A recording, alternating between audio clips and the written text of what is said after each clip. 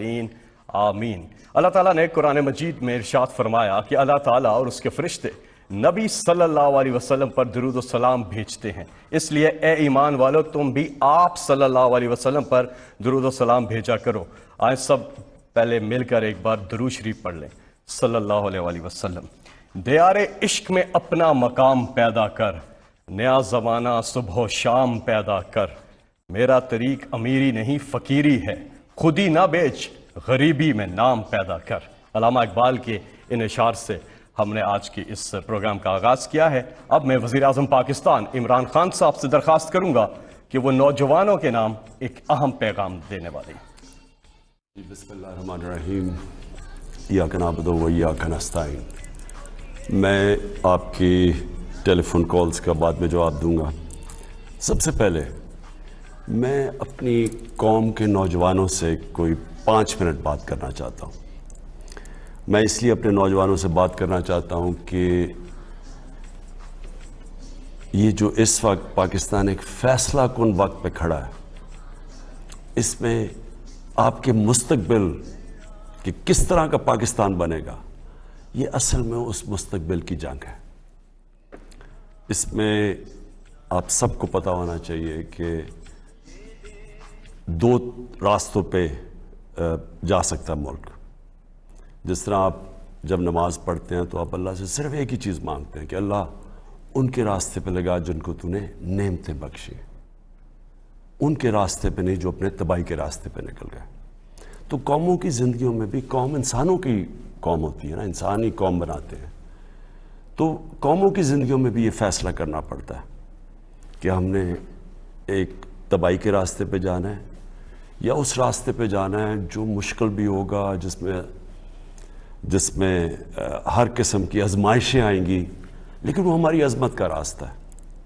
और वो हमारे नबी सल्लल्लाहु अलैहि वसल्लम ने, मैं लोगों को इसलिए मदीना की रियासत की बात करता हूँ क्योंकि वो अल्लाह ने हमें हुक्म इसलिए दिया कि उनके रास्ते पे चलो, क्योंकि मदीना की रियासत हमारे नबी सल्लल्लाहु अलैहि वसल्लम का रास्ता था हमारी बेहतरी के लिए, क्योंकि वो एक दुनिया में एक बहुत बड़ा इनकलाब आया था। मैं नौजवानों से बात कर रहा हूँ, आप ज़रूर स्टडी करें कि ये क्या हुआ था दुनिया में, तारीख़ का हिस्सा कि 622 से लेके 632 में एक ऐसा फ़िक्री इनकलाब आया था कि वो इंसान जिनकी हैसियत ही कुछ नहीं थी, वो दुनिया की इमामत करना शुरू कर दिया।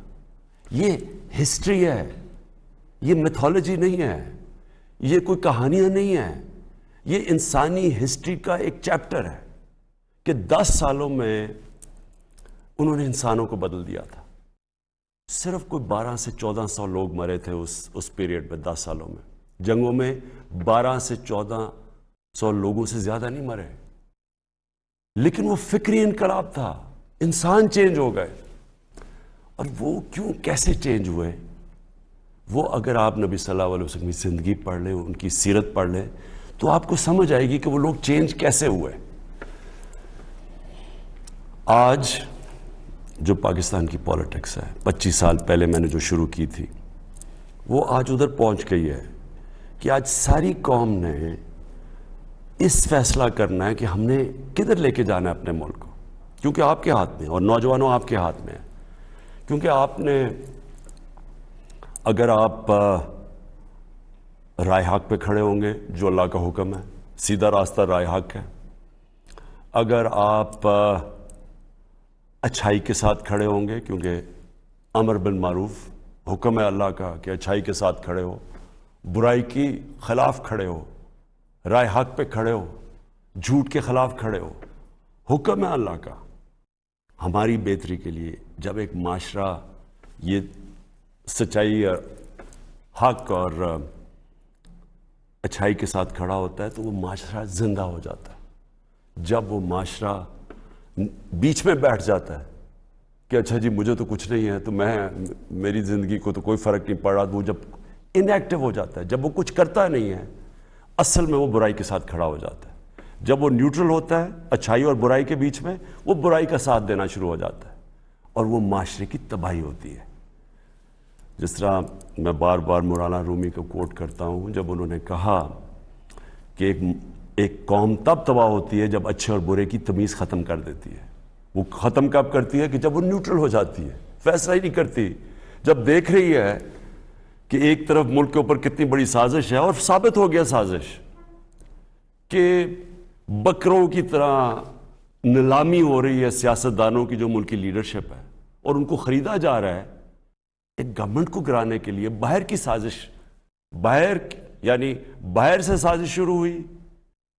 یہاں میر جعفر اور میر صادق بیٹھے ہوئے ہیں سودا کرنے کے لیے, اپنے ذاتی مفادات کے لیے, ان کے ساتھ مل کے اور گورنمنٹ گرائیں.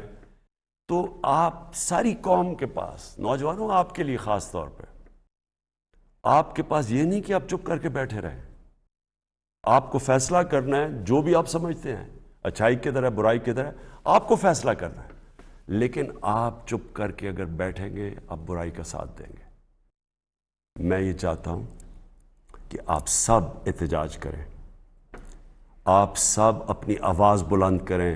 یہ جو سازش ہو رہی ہے میرے لیے نہیں, اپنے مستقبل کے لیے. اگر یہ کامیاب ہو جاتے ہیں تو یہ کیا ہوگا؟ اس کا مطلب کہ کسی باہر کی قوت کو اگر ملک کی لیڈرشپ نہیں پسند, ملک کا پرائم منسٹر نہیں پسند, تو کیا وہ 15-20 ارب روپیہ خرچ کر کے گورنمنٹ کرا دے گا؟ ایک نیوکلیر آرم پاکستان کی لیڈرشپ چینج ہو سکتی ہے. باہر کی قوت تھوڑے پیسے دے, ان کو بکروں کی طرح خریدے, ضمیر فروشوں کو, اور گورنمنٹ کرا دے. تو یہ تو آگے اس ملک کا تو کوئی مستقبل نہیں ہے. اور آپ کو میں نوجوانوں اس لیے کہہ رہا ہوں, آپ کو کوئی مستقبل نہیں ہے اس پاکستان میں, تو کوئی مستقبل نہیں ہے آپ کا. اس لیے تو جو زیادہ پڑھ لکھ لیتا ہے وہ باہر چلا جاتا ہے. لیکن یہ آپ کا ملک ہے, اس کے لیے آپ کو لڑنا پڑے گا. اور جب میں کہتا ہوں احتجاج, یہ آپ کا حق ہے. میں ایک زندہ معاشرے کی بات کر رہا ہوں, برطانیہ زندہ معاشرہ, کیونکہ میں یونیورسٹی بھی وہاں گیا اور میں بڑے اچھی طرح اس معاشرے کو جانتا ہوں. جب انہوں نے ناجائز طریقے سے جھوٹ بول کے ویپنز آف میس ڈسٹرکشن کا نام لے کے عراق کے اوپر حملہ کیا, تو 20 لاکھ لوگ نکلے احتجاج کرنے کے لیے. پرامن احتجاج, کوئی گملہ نہیں ٹوٹا, کوئی توڑ پھوڑ نہیں, پرامن احتجاج. کیونکہ انہوں نے کہا یہ آپ غلط کر رہے ہیں, یہ برائی ہے کہ جھوٹ بول کے کسی قوم کے اوپر حملہ کرنا. 20 لاکھ لوگ نکلے اور میں ان کے ساتھ واک کی, اور کسی پارٹی نے نہیں ان کو نکالا. وہ خود نکلتے تھے, گاڑی سے نکلتے تھے, بس سے نکلتے تھے. اپنا انہوں نے ایک پلے کارڈ اٹھایا ہوا تھا, اس پہ کہا تھا کہ میں جنگ کے خلاف ہوں, اور وہ چلنا شروع کر دیتے تھے. زندہ قوم. یہ اللہ کا حکم ہے آپ کو, امر بن معروف, کہ آپ اچھائی کے ساتھ کھڑے ہوں گے اور آپ اپنے مستقبل کو بچانے کے لیے کھڑے ہوں گے. اور پھر میں آپ کو ریپیٹ کر دوں کہ جو آپ کا احتجاج ہوگا وہ پرامن ہو, کسی قسم کا اپنے ملک کو نقصان نہ پہنچائیں. یہ ہمارا ملک ہے. ہم جب توڑ پھوڑ کرتے ہیں ہم اپنے لوگوں کا, اپنے ملک کا نقصان پہنچاتے ہیں. لیکن پرامن احتجاج, یہ اس سے سب سے بڑا خوف ہوتا ہے اس طرح کے غداروں کو.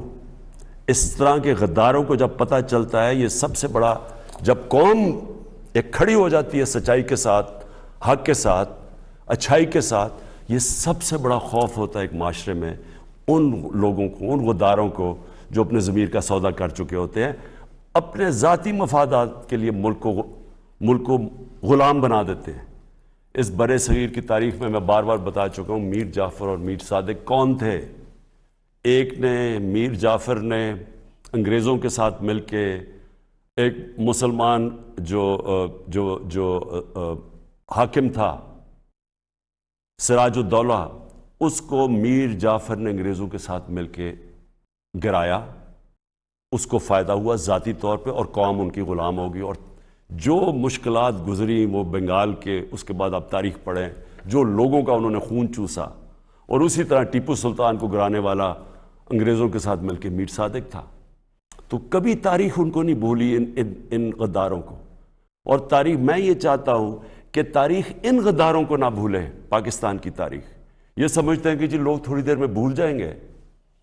آپ کی ذمہ داری ہے نوجوانوں, آپ نے ان کو بھولنے نہیں دینا کہ جس طرح کی انہوں نے بے شرمی سے غداری کی ہے اس قوم کے ساتھ, ثابت ہو گیا کہ یہ باہر سے پوری سازش تھی، یہ ثابت ہو گیا.